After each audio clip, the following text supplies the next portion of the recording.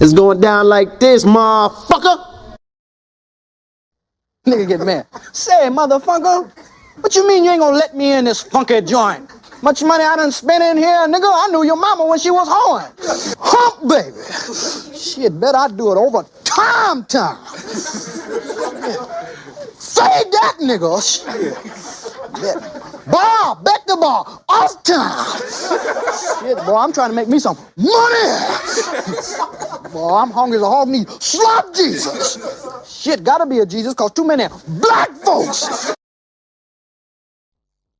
Ask you something? I said, can I ask you something? Ain't I'm clean?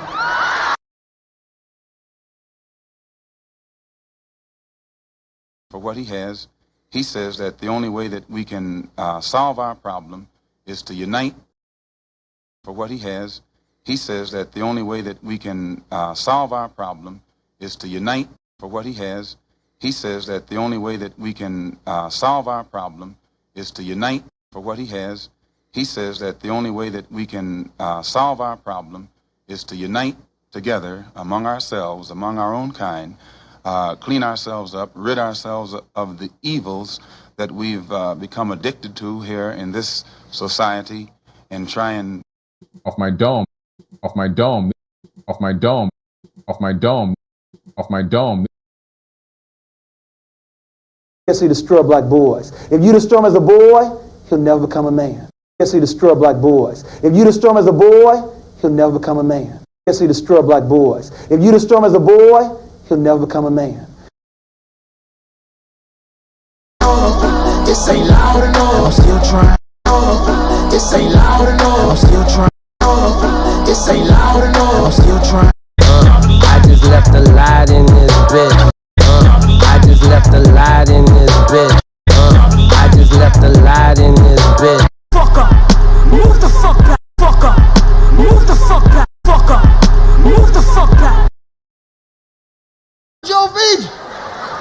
He looked down, seen his feet. The nigga went berserk, killed the monkey, threw the bat out the window, start kicking that bitch in the air. Say anyway, but I will.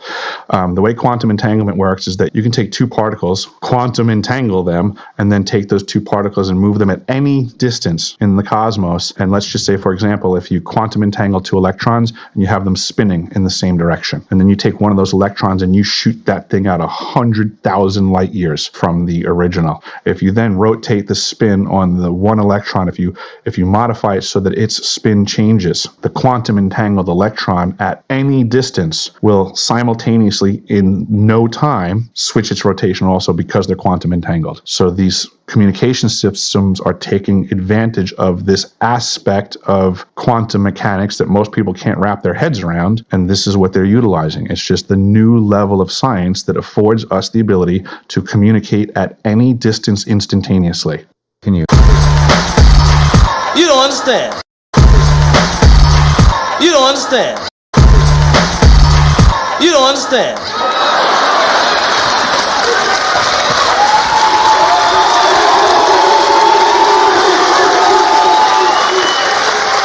I ain't scared of you motherfuckers. It's cool enough just being cool, like I am, chilling. Group of you together, you never can tell who's who. Group of you together, you never can tell who's who. Group of you together, you never can tell who's who. I've seen a lot of black guys, Nipsey, but you're overdoing it.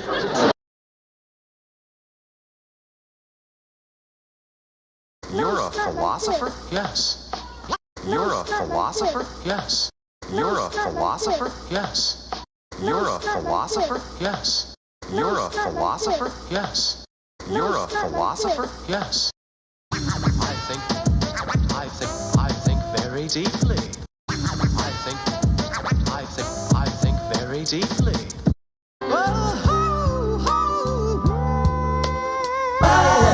Dance with me.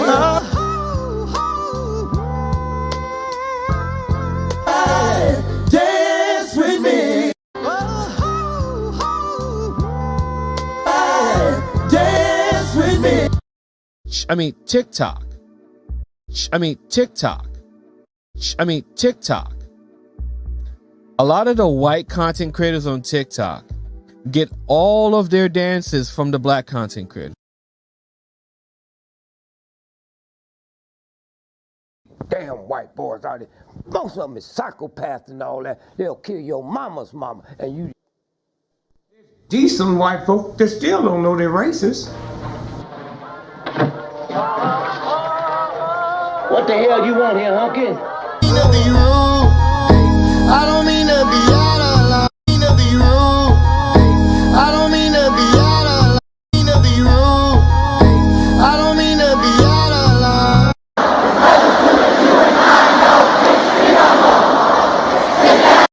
What's all that noise? What's all that noise? Oh, that's just Daddy.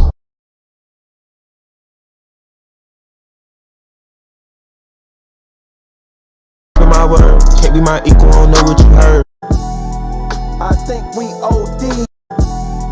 I think we OD. Your lines are still open.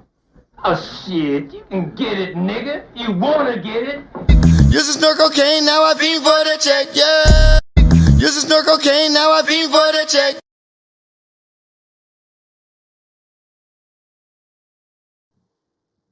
I guess you go to the history of European civilizations. 250 years is how long they last before they implode because of their greed, because of their violence, because of an inability to let others be, including themselves. If they didn't have brown and black people to hate, they would hate themselves.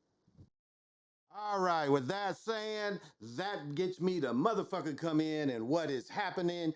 This is the Big Motherfucking Eagle Hour.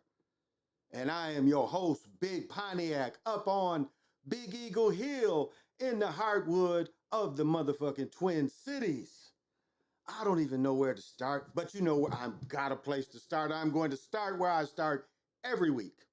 And every week, every day, I start with an old man's workout. I guess you can call it that, an old man workout. And so today, I really contemplated playing today because what I've noticed is playing hard can wear you down. I mean, just as I show with basketball, I gave the same kind of thing. It's like you hoop 5 days straight. If you go hoop that sixth day, you'll hoop, but you might not hoop as good because eventually your body needs to rest. And so I've noticed usually Wednesdays I don't quite play as good. Again, I took off last Wednesday, but I played good Monday. I played good yesterday, and today I played good again. Everything was kind of flowing. I wore the Viper next, and everything was kind of flowing. Didn't win. I went, I think, 1-5 or maybe 1-6, maybe even 1-7. But I played for about a half hour. But all the shots, like one game must have took us 20 minutes because they beat us games to 11. They beat us 13. They must have beat us 14-13. It was a really good game. We really had a chance. Matter of fact, we had the game. If my partner didn't hit this high ball, we had won. Because it was like dude that hit it out of bounds, all he had to do is duck it. But this nigga hit it, and that they got back. But it was a great game. The players we played against, they was like, wow, this was a great game. And I know I can hold my own. And so didn't win but one game, but I did play well. My defense is like pow, pow, pow, pow, pow, pow, pow, pow. Back getting shots where everybody quits. And my Water Viper next. And it's interesting the way like lateral movement, because that's basically, it's a little bit back and forth, but it's a lot of lateral movement, a lot of shuffle steps. And I guess I guess I've been an athlete for so long, especially a basketball player, that I do kind of prefer the basketball shoe. But wearing the Viper next, they're flatter, and so there's I don't even know how to explain this. I guess it's like if you was running, and I don't even know if that's a good analogy, but it's funny how for some they're gonna want that flat feel because they'll to them feel quicker on the court. But to a person that's used to wearing basketball shoes, I guess it's like I guess once you're accustomed to, and plus it makes me a little taller too. I guess when you get accustomed to that and the more cushioning in the shoe, I don't know. It's a funny thing because both shoes I'm good at. I feel I'm just as quick. As I said the other day, I thought maybe I'm quicker with the Viper Next, but I don't think so. I think about equal. I think about equal. So great day ahead. Still debating. I'm probably going to play tomorrow because the weather's about to come in here and be that real weather again. We're going to get about one more week. We're going to get 90 days in September, which for us doesn't come that often. And so, um, yeah, so tomorrow's gonna be another mild day. Friday is supposed to be windy too. Like today was windy, and I generally don't really like playing in the wind. It makes a difference when you play. It really makes a difference. The ball flies out. Now it wasn't enough where we would switch sides because sometimes that's what they do. But you know it's gonna be nice weather, and then that reminds me I'm not gonna play Friday because Friday we're going to see Equalizer 2. So no, Thursday night. Thursday night, we're going to see Equalizer 2. So the health breakdown today for me, I burned 1,648 calories. I exercised for 105 minutes, which got 9 hours worth of standing time. I did not track my steps. I went to the outlet mall. I did not track my steps, but the system automatically does. So today, again, I have 9,300 steps. I think they say you should get about 11,000 actually, which was 4.7 miles, 6 floors up, resting heart rate, exercise minutes, 105 minutes, So roughly hour and a half. What's it say about resting heart rate, resting energy, walking? Let's see. Okay, so here we go. I keep forgetting it's here. So my workout, I got my heart up to 192. So I never got my heart, again, I'm in shape. So so 192, rest, minimum, it was probably while I was sitting and not playing 137. So that was, the in between. But that's why every day you want to make your heart beat hard. Naturally beat hard, not taking some crystal meth or some shit. So, it's fun. If anybody out there tell you, one dude was like, and I know he saw me, I was like, oh, Mark, how you doing? And I had just asked his wife about it because I was like, no, because I had thought maybe he played at night because he's a pretty good player. But I cut into his wife last week. I said, like, how's Mark doing? Why is Mark playing the evening? She's like, unfortunately, no, he's been a little, out of sorts, and uh, and so he hadn't been playing. So this was last week. I inquired about him. And sure enough, I saw him and, I was like, Mark, good to see you. Good to see you. He's like, hey, I said, did your wife tell you I asked about you? He said, yeah, thanks. He said, thanks for asking about me. So and he played about 4 games. So he said he was getting it back, but he could hit hard. And that's funny because, 3 years, this is the third summer the park has been there. And this is my 3rd year playing. And it's interesting that people, like a couple good players that have got injuries, like one guy is really good, but he lives this stuff and he can't play. See him driving, but last time I saw him, he said he's gonna probably have to have some type of surgery. So, and I say for myself, my knee my patella is something in there. Can't say it slows me down, but hurts. I guess that's the best way to say. I'm wondering if I should switch braces, because I have like a patella holder for the top part of my knee and right under my knee, if you know what a patella brace is. So I have like a double. It's 2, so one is over my knee, one is under, and I just wonder if I'm at the stage where I need a little more. I'm kind of thinking because the cool thing about the braces today, it doesn't slow you down. Now you were in Richie braces, that's a big difference. Richie braces, which are customized, but they're bulky. So not quite that. So yeah, that was my day today. So far. But El Dragon Amaru Khan, thank you for joining me. And I know you've got to have vision. And I know PJ is probably asleep. This is the second part.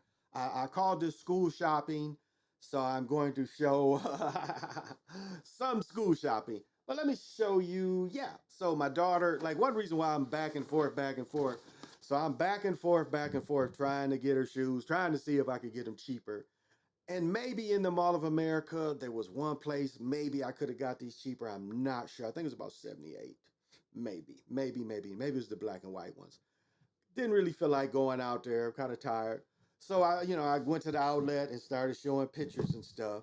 And so she's like, well, I don't like them. I like them, but don't like them. So I was like, okay. So finally we agreed what she liked, because she wanted a pair of they're like 160, but I was like, yeah, you are not 160 take care shoes. But right now, my daughter has 3 pairs. She has 2 pair of Converse. She wanted the platform Converse, which her friends had last year. So I don't know if those are old to her, but they're all white platforms. Then I bought her I think they're 1970s Converse. And, I bought her a Nike top and bottom.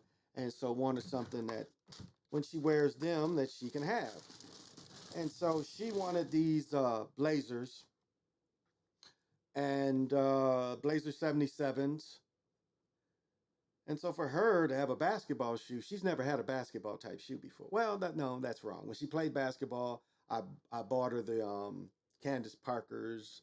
I think it was still COVID so 2021. But yeah, she's never had a Nike one.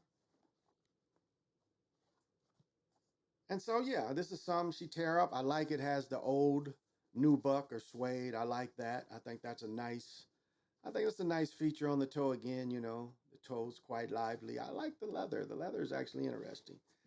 Not in love with the tongue. Tongue is kind of trash. They could have given a little better material, but it'll do. Because when she wears them, when they get wet, this shit's gonna get dirty as shit. So they could have went with leather in these, but that's okay. So this is for my daughter. She hadn't even seen them. I'm gonna go put them in her room. Sorry. Oh, and I forgot. I'm not done with my health report. I forgot one critical thing. Where is it at? Here it is.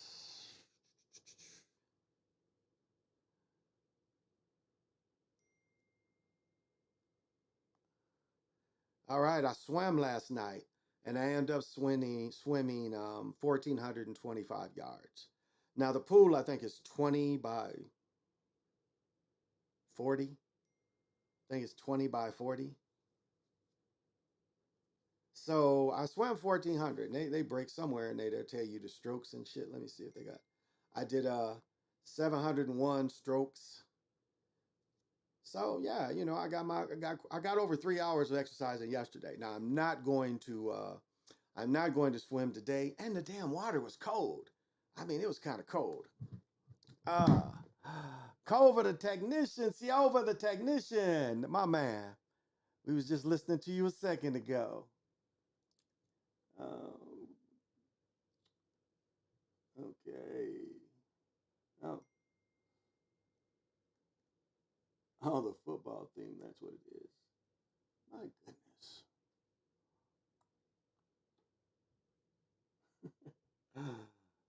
Oh. All right, Siova, thank you for joining. And he definitely has. Got to have vision. So I swam yesterday, and it's funny, you jump in, the water ain't cold, but you just kind of don't get in. It still kind of shocks your body a little bit because the air was in the 80s. Now it's kind of sunny, but it's still, what does this say? It's still only 80. So definitely not going swimming today, but Friday, I don't know. We might go because we're going to see the Equalizer tomorrow night. Friday, we might go to the fair. I'd rather go to the fair Friday because it's supposed to be high 90s. So, and it might rain Friday. So we might go to the fair. We'll see. They've been showing that. But me shopping, I didn't just get something for her. Yeah, about this shiny shit.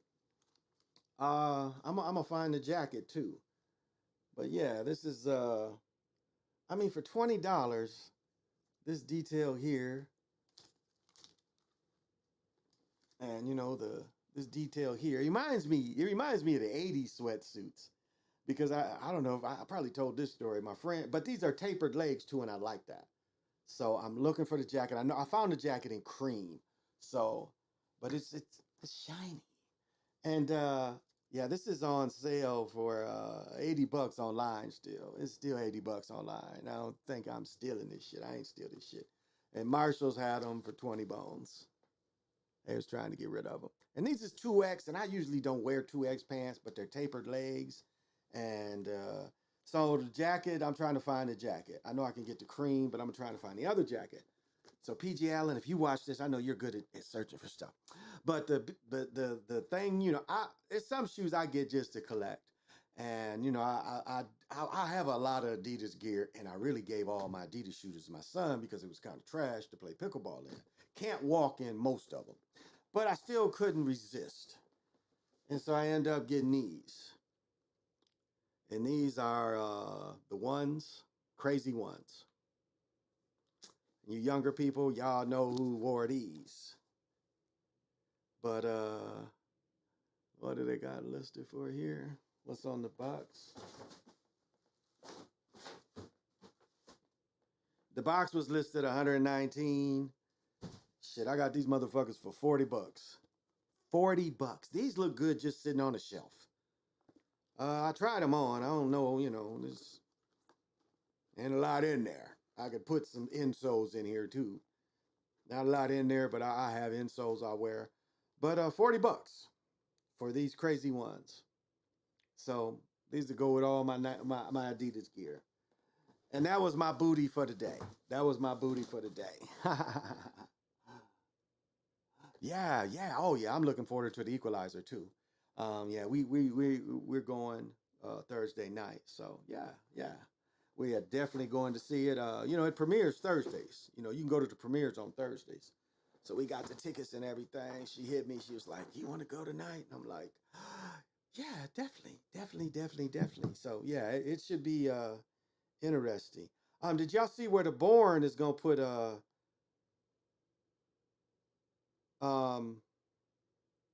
Jason Bourne is gonna bring what's his name back? Matt Dillon. Matt Dillon is gonna come back with one of the other Jason Bourne. So I saw some highlights of that. So that's gonna be interesting. And then Dune 2 got pushed back to 24 because of the writer's strike. It was something in there they weren't done. And what was interesting, if you look at like this has been the third version of Dune. Like those of you who haven't read the book, I think the first one was the best. The second one was a TV movie, so it told the story a little more because being in TV, it could get more detailed. So if those of you that remember the television, but to me the first version was by far the best. Yeah, the first version of Dune was by far the best. But the third version was okay. Remember, it was on Netflix. It didn't even go to the movies. But now they're putting this one, but they put that one on hold. Because I didn't really care about the Beatle movie. Didn't really care about that. So it was really no other movie I was trying to see. Yeah, so you know, I go to movies every week. My girl liked going to movies. Sit here, if it wasn't for sports, we'd be watching bullshit all night. Because I don't really like watching series too much. But yeah, so I look forward to going to see it. I'm making a thing for my bachelor party, and I told you my bachelor party. I'm a simple guy. I'm a very simple guy. My bachelor party is where we're going to the movie theater. Has a axe throwing room where you can throw axes at pieces of wood. And what's even cooler is you can pin pictures of people you don't like, and you can throw and you can like what I experienced is before I started putting the pictures up, I couldn't hit nothing. The axe would just hit it flat and fall down. But then I got some pictures of my ex-wife, my last ex-wife, and I started throwing that sucker, and it was like every time splitting her face. So I felt good about that. So I am doing that for my bachelor's party. We're gonna go because they sell all the liquor and everything out there that a mug could want. Food, they got food out there. I mean, again, it's movie food, which is small restaurant food, basically. But so that's what I'm doing. And so I've started talking to the fellas and the family, and they're with it. So I don't know if I'm going to do it in November, or I don't know if I'm going to do it in the next few weeks. So, but before the movie, I'm gonna go out there and practice for an hour. It feels good. But that's what they offer, y'all. That's what they offer. Oh, so, I just have fun with it, y'all. I just have fun with it. Um, like I was watching the story of Henry Ford, and the book is fascinating. The book is really fascinating. And I probably need to get another copy. This was an older book, like a book written probably in the 60s or 70s, and really breaking him down. But like his Henry Ford story is one of the you're talking about child abuse, like. And this is a point that the show, because this yesterday's version was a different version that I normally watch. I've watched, I think on the History Channel they did The Making of America. They did a quite illustrated show of what happened to Henry Ford, but this show really hammered it the way he broke his son. I mean, they brought this point up in trying to understand the old man's thinking to his son. So and we see this, and this is a hard balance, because if you are a person, and then you had this immigrant that came over here that didn't have a whole lot but worked really hard, right place, right time, able to gather the best coach makers, small engine makers, put out a car, get the funding, put out a car, bingo. One of the first to really mass produce cars. Now, with success, again, comes success. And if you look at their big crib, the crib he bought and the crib that his children grew up in, and you have to understand, his children had lived above average. His children weren't like him. And because of his success, his children didn't have to grow up the way like him. And he resented that. He resented that he had raised rich children. Do you understand?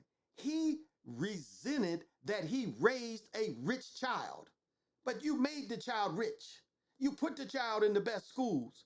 You took him around the best people. How do you think he was going to think? And really, Edsel Ford was brilliant. He wasn't brilliant as where his father was brilliant, but he was still brilliant. I mean, the Ford Foundation is what he put together. They still make Ford money. Yeah, that's all. The Ford Foundation is all family money.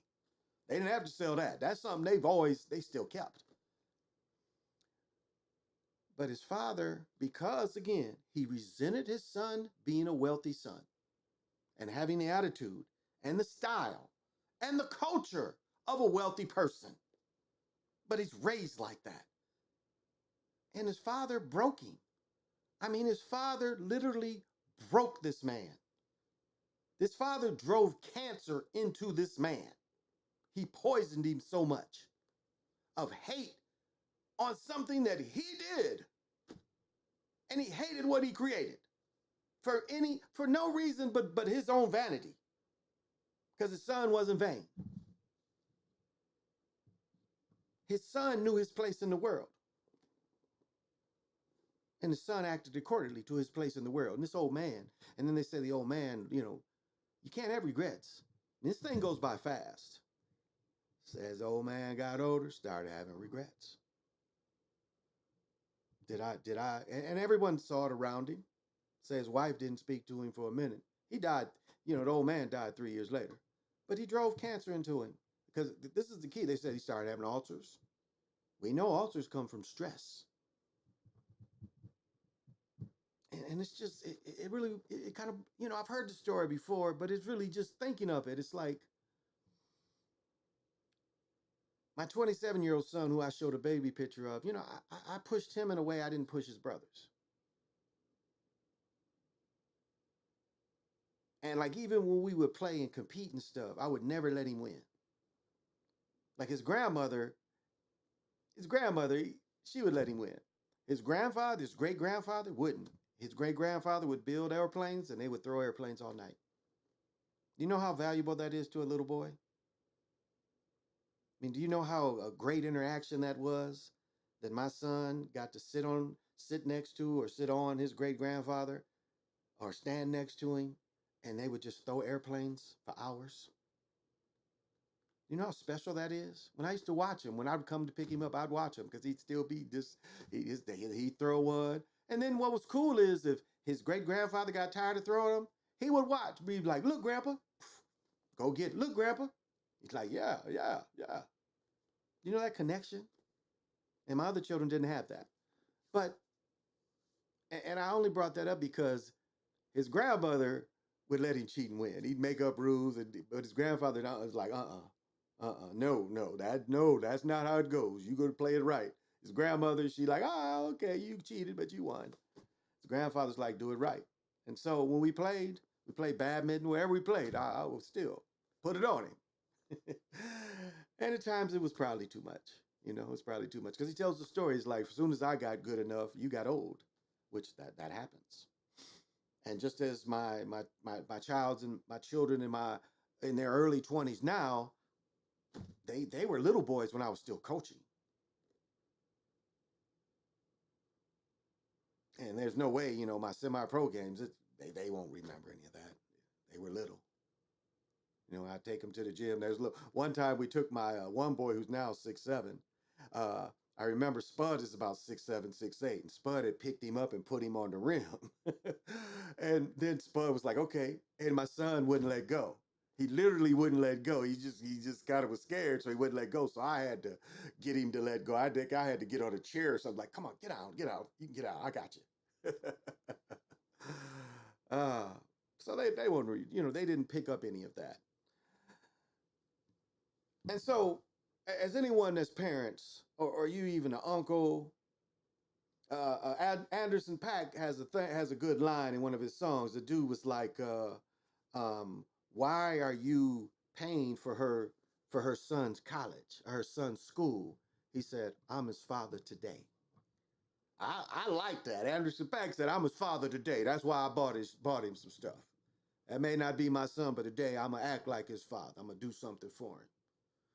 And so I just say that is just have some compassion for your children. And this is what my point is like we buy the tablets. My daughter got a watch. She got a new phone.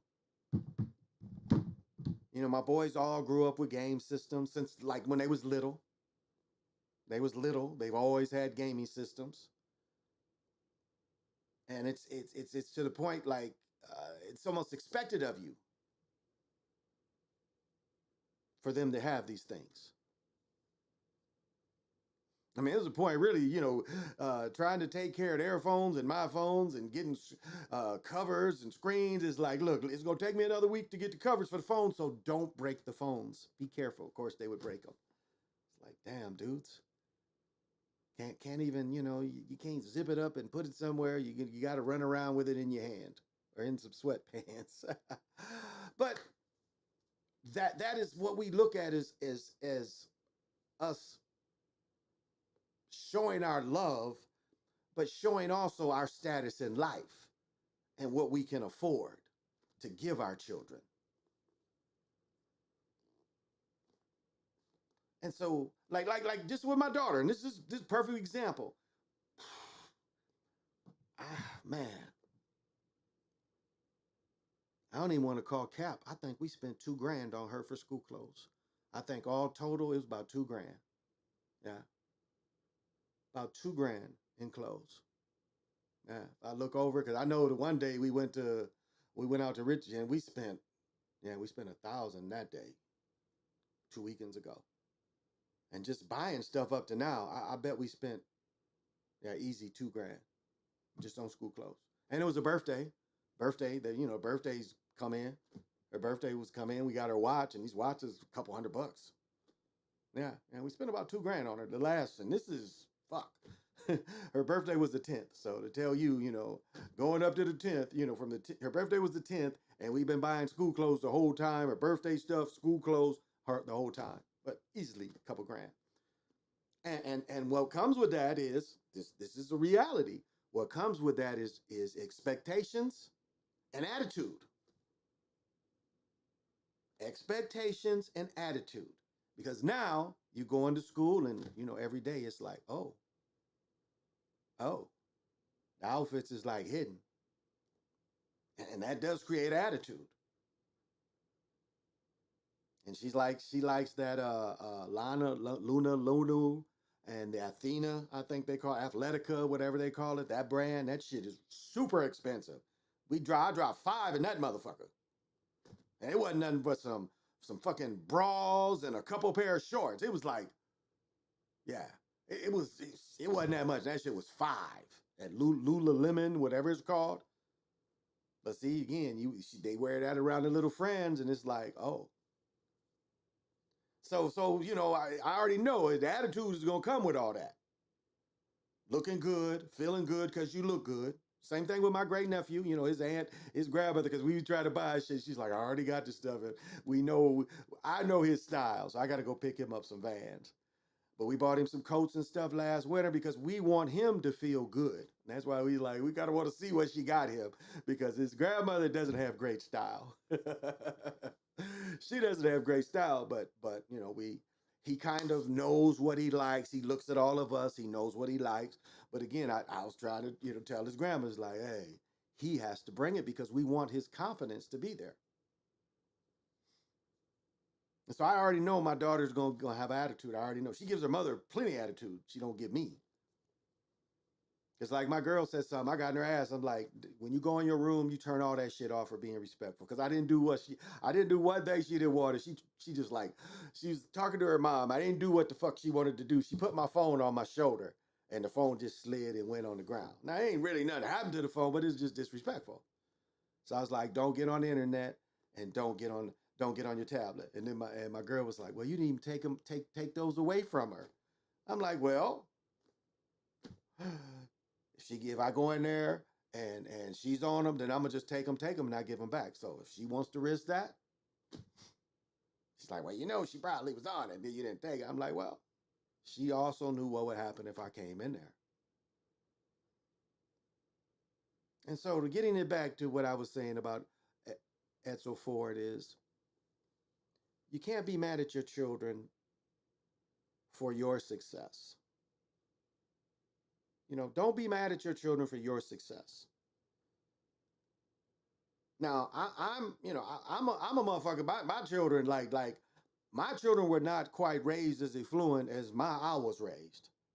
Because my stepfather worked for General Motors. My mother sold houses. She's a real estate agent. She was a licensed real estate agent. So I didn't we didn't have no roaches in our house. I remember going to my aunt's houses, roaches is funny and shit. It was like, I was like, whoa, what is this? You turn the light off, the roaches just come out immediately. They start partying and shit. It's like Cinco de Mayo when you turn the lights off for roaches, but if you turn them back on, they'd be like, ah. And we used to have little stomping parties. We would get certain spots in the kitchen and shit. And we would turn the lights off and the motherfuckers come out, then turn them back on. We start stomping the motherfuckers, just entertaining ourselves. Because my aunt had roaches. I ain't grow up like that. I ain't have roaches. I never, experienced hunger till I went to college. Now, the job opportunities weren't the same. Now, my father, my father, my biological father was a personnel director for the city of Battle Creek. And he got that job when I was in junior high. I think he started working there. I was 5th, 6th grade. So, when I stayed with him, when he got married, life got a little better for him. So it was never, I was never in squalor, never, but I wasn't able to quite give the same life to my children. But my children still lived a spoiled, privileged life. I've got all the pictures and stuff to show it. They talk all this shit about me buying shoes because, again, yes, I bought shoes because I hooped. And that was my passion. And so, yeah, I would buy shoes. I bought a pair today. The rest of my life, I'm going to buy shoes. Whatever they do with this collection is whatever the fuck they do with it. I don't really care. It's not that great. It's just 40, 50 pair of shoes and boots and slides. But don't be too hard on them either. You know, it's nothing wrong with being stern and nothing wrong with checking attitudes. No matter how old they are. My sons know. They say something motherfucking disrespectful to me, shit, they know I'm gonna grab something. Like, you keep thinking like that. They just know. They just know. They're not gonna be comfortable. They act disrespectful to me, they already know to be on guard. They already know. I'm not gonna play any disrespectful shit around you with me. You already know. You know, they already know. Get out of pocket. See. I don't tolerate fools. And I'm not gonna tolerate disrespect from young niggas that I used to wipe their ass from. Now the son I show a picture of, that motherfucker was 17. I put him the fuck out of my house. Like, nigga, you gonna talk to me like this? Then that means you ready to be on your own. Shit, nigga talk disrespectful about. I shook his hand. I'm like, okay, you can talk like that to me. You can find somewhere to live. Now you can go live with your mama. But you ain't gonna live with me. And my mother took him in for his senior year. That's a true story. But his mother moved out when she was fairly young too. So same thing. It's kind of the same pattern.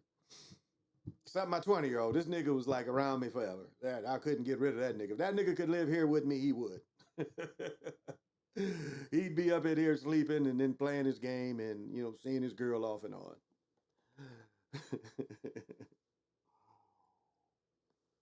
That is my partner. It's funny with my younger son, like arguing with that nigga is like arguing with myself. It is like arguing with myself.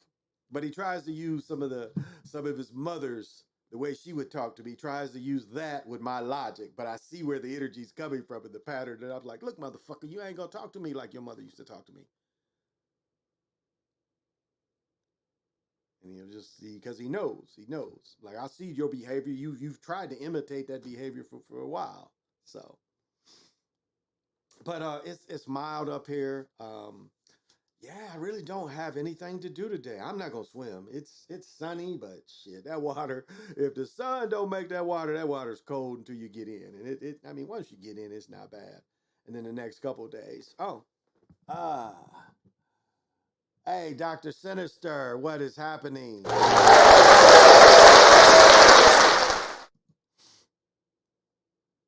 And I know you definitely got to have vision. Oh, quiet red face. Man, we've been worried. You got to call me. And I know you got to have vision, but yeah, call me. Got to have vision. Give me a call, and that is my brother. Give me a call. But I was talking about you yesterday, man. Yeah, you know when you was little, you was a needing your ass whoop little boy. You know that. I think you and Keelan was probably like, it's like you had a row of like years where you got spankings every day. Oh, you almost done with. Okay, yeah, give me a call. Give me a call a little later. Oh yeah, you didn't know? Yeah. Electronics raising the children. Oh yeah, you didn't know? Yeah, Edsel Ford. Like, people think, you know, Edsel Ford, when it came out, that was his son. So that was Henry Ford's grandson, William Ford, that put out the Edsel. He named it after his daddy. And it was just the car has some problems, but the Lincoln was just as good, and that car cost more than the Lincoln. The Mercury, they had a version of the Mercury, and it was just a bad timing. But yeah, but this is another gangster part that this one didn't show, but I know happened. So like, people, and like what Ford did, check this out. And I've told this story and I didn't tell it fully. So what Ford did that was really revolutionary for everybody, and why there's so many melanated people that went to Michigan, and especially Detroit, and helped Detroit really Motown. Henry Ford is a big helper of what turned into Motown, and I'm going to tell you why. Because of the opportunity he gave people. What Henry Ford did is Henry Ford started paying people $5 a day. Up to then, everybody was paying about $2.25 an hour a day. Not an hour, a day. So Henry Ford started paying basically $25 a week, which is $100 a month. Now, do you know that people could buy a house get a car, support a family on $100 a month in the 20s. On $100 a month in the 20s. Now, I told a story, like I trained some people in Mexico, and these dudes was going to make $15 an hour. These dudes was starting to be wealthy. And this is about 20 years ago. Maybe about 25 years ago. It was like these dudes that never saw that kind of money. So Henry Ford started paying that. And then we know that the union started coming in. He hired a dude named, I think his name was Ed Hardy. And Ed Hardy, what did they call it? They called it the massacre on the bridge or something. Ed Hardy was straight up a thug. And Ed Hardy was like his muscle. And so they was trying to, the union people was trying to come in and set the union together. And Ed Hardy sent niggas in there to beat the shit out of people. Like he beat the shit out of people to try to get the union out. Now, if that was his name, Hardy, I think that was his name, but maybe I'm wrong. But he was Henry Ford's muscle. And another thing, what he did is before Henry Ford died, this Hardy dude tried to take over the company. Matter of fact, Henry Ford had changed all the paperwork to make that dude in charge of the company. Again, this dude was really just the muscle to keep a union out. And we know, the union ended up going in there.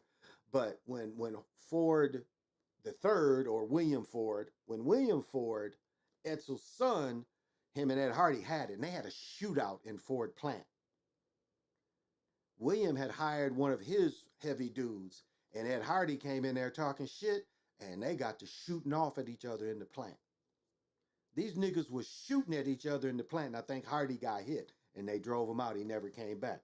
But do you see how gangster that shit is? These wasn't even, I guess minor gangsters, maybe kind of like, what do you call it when you just a hair breaker?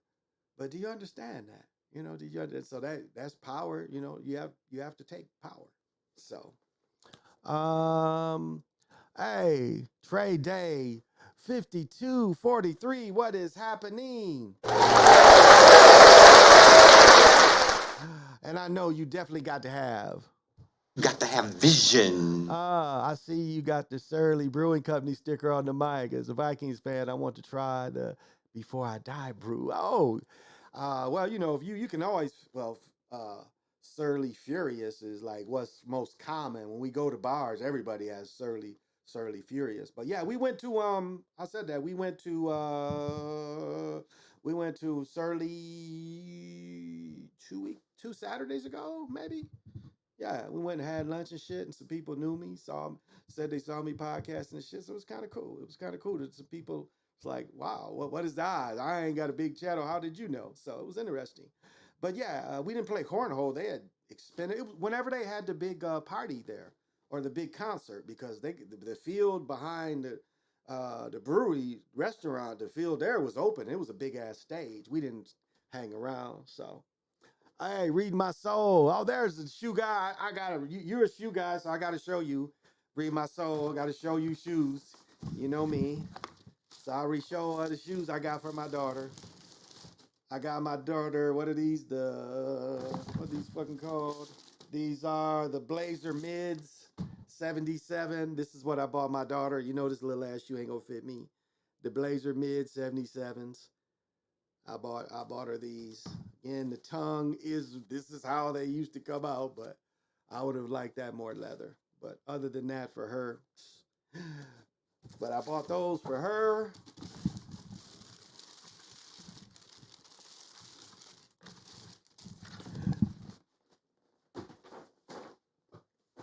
Oh, and I copped these for 40 bones. I copped these for 40. And what are these? These are what are they called? These are the crazy ones. Y'all remember the commercial where he had the box and the box kind of looked like this? Do y'all remember that commercial with Kobe when he introduced these? He introduced them with a silhouette of a box. The box was kind of a silhouette of the shoes because what was that? That was the first commercial, and they showed the box. Do y'all remember that when Kobe said my new shoe and they teased you and they just showed the silhouette of a box over it? But I got these for 40. These was 40 at the outlet. So these just some I'll collect. I might wear them a couple times, but just something to collect. I was like, for 40 bones, shit, it's worth it. Yes, yes. Yeah, Blazers are definitely back in style. Yeah, yeah. Because I looked at several pair. It was a pair like I think the cheapest I saw at the Mall of America. I think it was one play. I should have bought them last week when I was there. They was 75 or 78 somewhere in there. So I just didn't feel like going out there because it's like I mean shoe stores. It's places that sell Nikes. It's probably over 100 stores that sell Nikes. So. And the other day, last week, I went over. I damn near visited all of them, but I didn't feel like doing that today. My feet hurt. Yeah, they made them after the old Audis. Okay. Yeah, but yeah, 40 bones. Yeah, 40 bones. Yeah, $40. Definitely. So I was like, because I was looking at him and the salesman was like, yeah, you should grab those because I was like, well, how much are those? Because this everything, outlet is almost damn near 50 cents out. And an Adidas store, not Nike. The Nike outlet still sells shit full price. They still sell shit. Some shit is still full price. If it don't say, if it's, what is it, 97 or 99, the shit is full price. And so, but at the Adidas store, almost everything is half price. But she told me they was like 60. And I was like, shit, even 60. Then I went up there and I saw 40 on it. And I thought it was the people that came before me. But shit, he's like 40. I was like, oh, actually, they was 39. Ain't no tax here. 39. And then I bought these. I showed these. I bought these are, what are they called? The Chill 20s. They got the straight legs. Tapered legs, they call them Chill 20 series, the shiny stuff like they used to be in the old days. I had a shiny blue one like this. So far I'm only finding the cream one like this. So I gotta find the jacket to this. So I'll keep looking, I'll find it. But yeah, I haven't even had a chance to see the news or any debauchery. I've been on the move. As you can see, I'm feeling pretty good today and just relaxing. I knew I should have grabbed another cigar while I was out. I still might have to do it. I was mad, left my creamer at my brother-in-law's because we went swimming and took food out there. And he got a watch for his birthday. And Crown, he likes Crown, so I'll start taking him some Crown bottles. Because he don't really have beer. He's more of a Crown drinker, liquor drinker. So, and I don't drink liquor, not really. I ain't got nothing against it. It's just, I like drinking beer. It's just, my preference is beer. That's all. I think a beer tastes better than that hard shot. And plus, there's a lot of sugar in liquor, too. So I try to avoid most sugars. So, but yeah, looking like the old Audis. I had an Audi. my Audi, let me see, I have two. Yeah, my Audi, I had an 80. So an 80, I had an 80 Audi. I had an Audi 5000? No, I had it in 84. I think it was 84. I think I bought that 80 in 84. Yeah, I think I bought an 84. And it had the old crank sunroof. Y'all remember sunroofs you have to crank them open and shit? And this one was rear drive. It wasn't even front drive. So it's like even with new tires, it still didn't handle well on the road because of the rear drive. Now, as I said before, that was my shit when the crack hit Michigan. That was my crack car. Because that car, that model, every door had a cigarette lighter. Every door. Both mine, it was a cigarette lighter. It was so my door didn't have one because it was a cigarette lighter in front of me. But all the other doors had cigarette lighters. The passenger door and the two doors in the back all had cigarette lighters. Matter of fact, that was still pretty common in most cars back then. So that was, and I say that was my dope car because when crack hit Kalamazoo, it took over so much that the cops was overrun. The cops couldn't do anything. I mean, it literally turned these 2-3 streets into 10,000 constantly. For the first year, it was like 10,000 people constantly. The cops didn't know what to do. And so, it'd be nice when we booming. And I say I liked it because I had the outlet there. And the old phones, like the big bag, and then you had the little small case. You had to constantly you had to plug that motherfucker in. And so what was cool is I could just sit in my back seat and I could have the phone plugged in. And it was constantly charged. You know, and phones didn't stay charged long, so you had to keep them plugged in. And yeah, so that was my dope car. But yeah, it didn't do well in the wintertime. But yeah, it was the cars where they said the cars would keep driving and shit. It was one of them type. Oh, one of them old Audis. Yeah. Yeah, I can see that. I can see that. But I had one and really didn't have a lot of trouble with it. Yeah, not really. Not really, other than it being not all-wheel drive. My best friend, Tony, that mug has an A6, like an 1819 A6, whatever that, I think it's 500 and some horses. That mug is nice. That mug is real nice. So, you know, I wanted to say this, and maybe other people have said this. It's funny, like if you listen to Stephen A. Smith and Skip, all these niggas did is traded some niggas. I mean, if you really break it down, they traded. Skip had to trade Shannon for three niggas. So three niggas got traded for Shannon Sharp, Keyshawn, Sherman, and who's the other one? Michael Irvin. Michael Irvin. Because remember, Michael Irvin then got kicked off every program almost. Remember, he was on CBS. Well, I think CBS is on the NFL Network. On CBS, maybe. But yeah, it's like they traded three niggas for Shannon Sharp. And Michael Irvin is a Hall of Famer himself, but yet he got traded. It took three. So it's like so Skip was like, well, you know, I'll give you Shannon if you give me those three. And people forget Shannon Sharp used to be. He used to be on ESPN before he took that Fox job. Because he would get there with Skip. Because for a while, people thought Shannon was going to be there with Skip instead of Stephen A. Smith. So people forget that.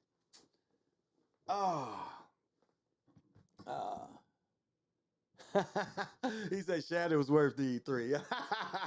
Yeah, so that's, you know, I don't watch that shit. You know, I'll be out doing my own thing. I'll be playing pickleball in the morning. So I'll sit there and watch them niggas talking about the same shit. You know, that's what killed ESPN is like, you got 20 niggas, 20 shows, and everybody talking about the same thing. Like, how many ways can you spin it? And I'm surprised that kind of television lasted for so long. Like, I'm surprised because remember when Mike and Mike started at 5 something in the morning, they told all the news. Mike and Mike used to be on, they came on at 5 something. So if you got up at 6, you would get all the news and then from I think it was 6 to 8 or 5 to 7:30 or 5 to 8, whatever their early show. Nothing else was new than anybody else said other than their take on it. So we can see why this gets closed down because it makes no business sense. It makes no business sense to have a bunch of motherfuckers talking about the same thing. And we as the public that consume that was just crazy too. Why do we need to hear different personalities talk about the exact same thing? Like watching the news and watching all the different reporters because you want to see the different personalities. And like our news comes on different up here because we're on Central Time. So our news comes on quite different. Shit, our news come on damn near 4 o'clock. So you won't miss it if you want to watch a version of each news. You won't miss it. So, but that's that's just ridiculous. It is ridiculous that people wanted to watch that. Because if you saw what happened, you don't need them to tell you what happened. But again, trying to, you know, one thing that all the shows do and why they get all these personalities because they try to hypnotize you on the fix. They try to hypnotize you into thinking it's real. Because from their perspective, they're reporting it as if it's real. Right? They are reporting it as if it's real from their perspective. So then, therefore, the consumer is each looking at these people reporting on something that's real. And isn't it odd not one of them say anything about the fix or scripted sports? So obviously they had all these channels to convince the consumer keep consuming because it's real. You would think it's one voice there is like, this shit is fake. Look at this play right here. You would think they would give, that kind of side. This is fake. Look at this shit. This is fake.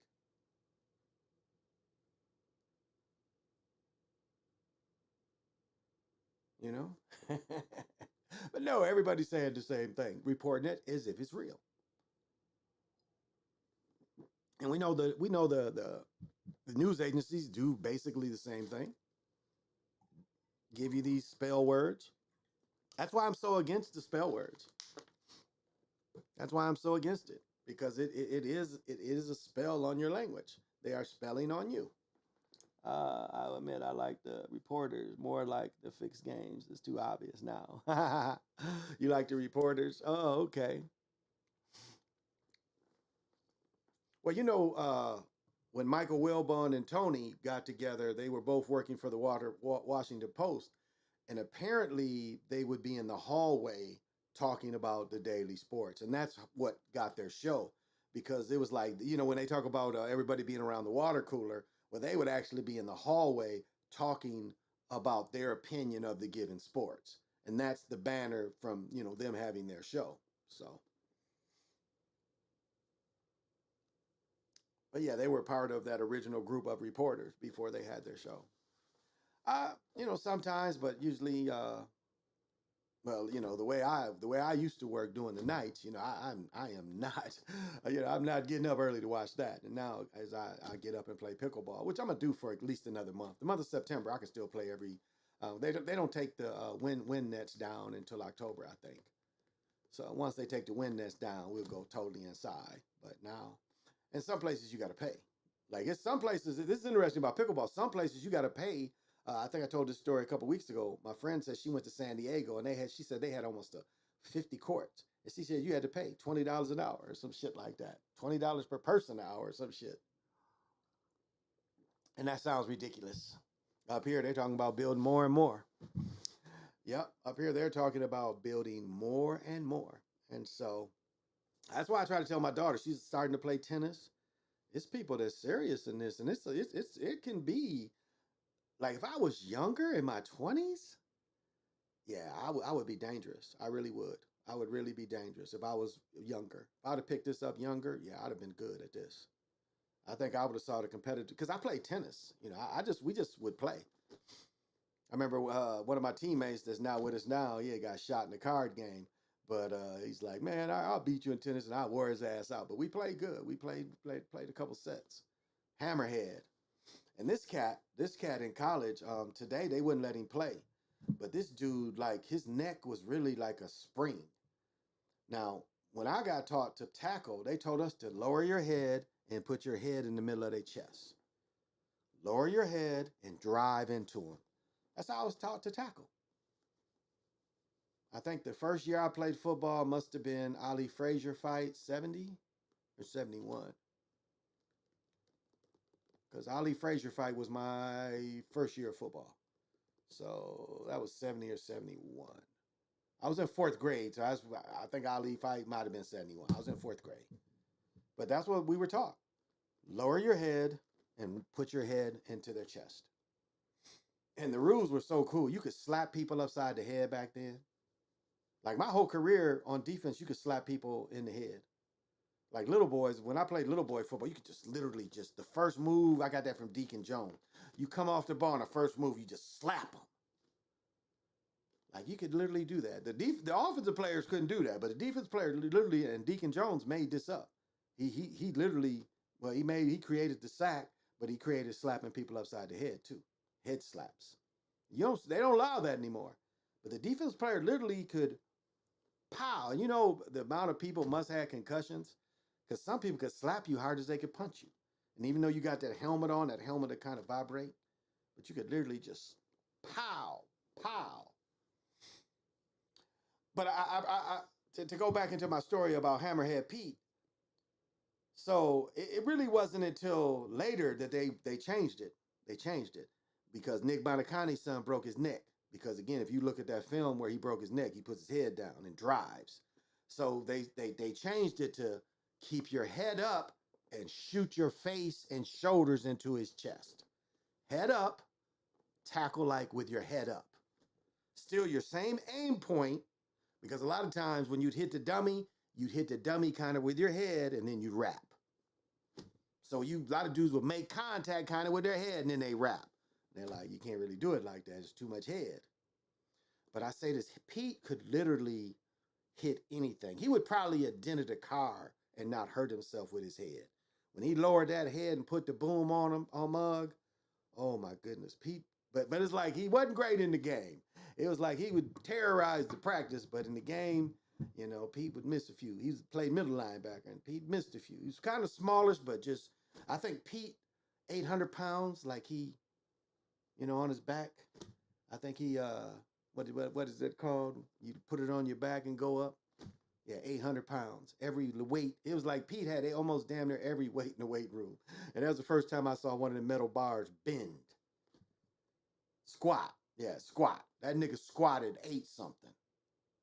Like it wasn't shit. But this nigga's neck. But he would just pow. And I mean, he made some good tackles at A&T though. But it was like a couple dudes. I mean, he laid one dude out.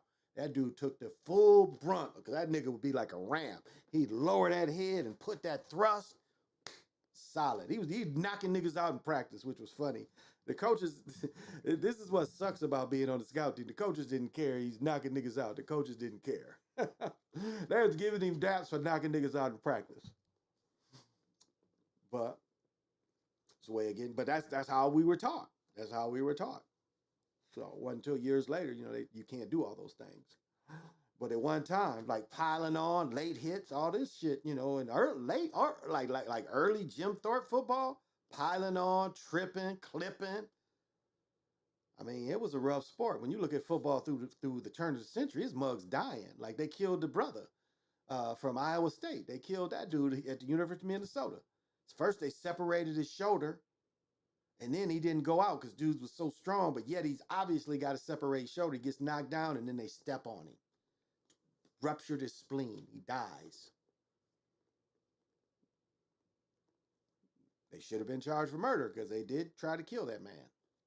They roadblocked into him to separate his shoulder. You know, roadblock is you go down and then you roll into their knee or roll into their midsection to knock them out, which is again illegal today. So old time sports is rougher than what people realize, and you know they would look at it as being kind of soft in a way.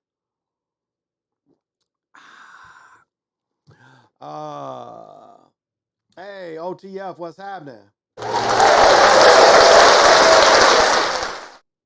You know, you got to have vision. NBA stopped their investigation on Eric Lewis fixing games and fired him. Okay. Well, they don't. I mean, look at the Tim Donahue stuff. Like they should have arrested David Stern. The FBI goes to David Stern and says, "We know we're about to investigate your guys because you know you guys we think they've been betting and stuff." David Stern calls his buddy in the New York Post and releases it, you know, to warn all his referees, you're under investigation. So Tim Donahue in his book, he emphasizes the worse ref you were, the higher you went up in seniority and being the directors. So it was a culture of fixing, a culture of betting on the games you play, the games that you refed. I mean, this was a whole culture. That's if you get anything out of that Donahue book, he's telling you it is a culture. I mean, he had to eat so much because you know he didn't want to be killed. But see, you know why they didn't mess with him that much? Because remember, he was mob connected. Remember, he was mob connected, and that's why they really couldn't mess with him like they wanted. Because a lot of times people like that would disappear, putting something that out. But mob connected, they didn't dare touch him. They may have did all banned him and everything, but you know them peoples like killing peoples too. And them peoples probably wanted to kill him. But Stern, for releasing that article, Stern should have been arrested. Impeding an investigation. Or yeah, that's what it would be. Like stopping or hindering the investigation. He should have got arrested. but he's them peoples because all of them the FBI was about to get them all, and Stern stopped it because the FBI was naive. Stern wasn't. Stern's a lawyer. See, they didn't realize they was dealing with a lawyer. Because you hear the dummies, it's like, well, we didn't know that he was going to release it. I feel like mostly fixed games are to screw over sports bettors, NBA entertainment, ratings, kind of a little bit of everything, but it's always been fixed from the very beginning. I always refer to Ken Burns in baseball. The early baseball players started it. The players were getting paid. It was no owners. And so what the owners did is said that the players was fixing the games so they could take over. They needed owners. That's what the owners, that's how they took over. Because baseball, even though, it became Jim Crow and everything, but baseball was the players' thing. And they ain't had no owners. Players got teams together and they started traveling and playing other teams. And the way they did it was they looked at it as entertainment, especially when they were starting. You're trying to get interest, local interest. So they was like, well, we'll come and split a game, or we'll win both games at home. We'll go to your home and play 2 or 3. You'll win all your games. So we can get interest in this new pro sport we have. So it started as a fix. I mean, the book called Interception back there about the gambler I got. About Interception, I think is the book called. Let me see. My glasses aren't here. What's it called?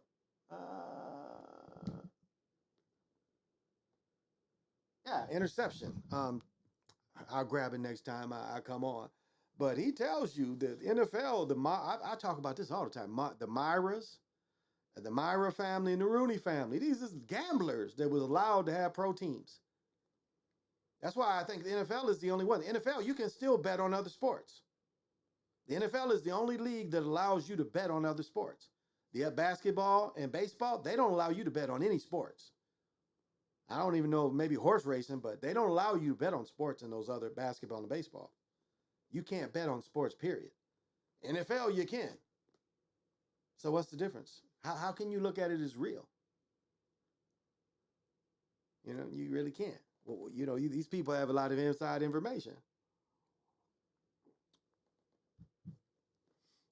So it's not that believable. But it's all that for ratings, clothing, all that.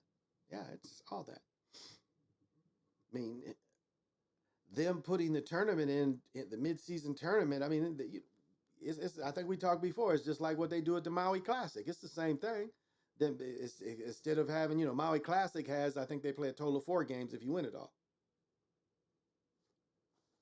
So they're just kind of copying that, but they're copying.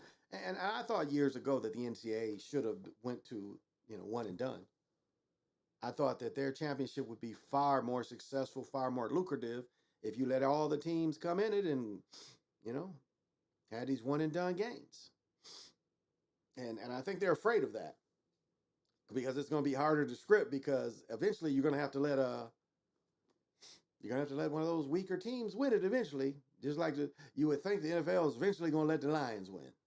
I doubt it in my lifetime, but you never know. There's a lot of Lions talk this year. Is this the Lions year? I would bet anybody would say, hell no, the Lions ain't going to win shit. Remember they didn't call the holding call for the Lions against the Cowboys? And that was the difference in the game. They had to get a ball back. They got a first down. They kicked the field goal. It was a clear holding call that the nation called, and they challenged nothing. Or I don't even know back then if they could even challenge holding because it was a clear holding call, no call. So that's how much they hate the Lions. At least they let the Cardinals get in the Super Bowl. Trying to think. They let Seattle win the Super Bowl before the Lions. They let Tampa Bay win the Super Bowl before the Lions. Now, what's the odds of that? Football been almost 100 years. 26, it'd be 100 years. Well, I think they take, they take all different kind of years. What did they go from see, Jim Thorpe played early 20s. It had to be from the 20s. So what's the odds that the Lions would never make the Super Bowl? What's the odds? It's just not. In sports teams, it's just not. If there's parity, and that's what Pete Rose used to always talk about, parity. If there's parity, then that means everybody's eventually should get a chance. But we don't see that. And the NBA literally got popular on a dynasty. That's what kept the Americans' imagination with basketball, because Americans love college basketball at one point more than they love pro basketball. As I'm the only one that tells you the MIT was the shit back then. College basketball was way more popular. And it took gambling. It was funny. It took gambling scandals to kind of bring college basketball down in the late 50s. Because at one time, even high school basketball was just as popular as pro basketball at one time. I mean, especially New York, these bigger cities, college basketball, I mean, it was bananas. It was nuts. People supported it so much. So the NBA they had to compete against that. That's what people forget. The NBA even had to compete against that.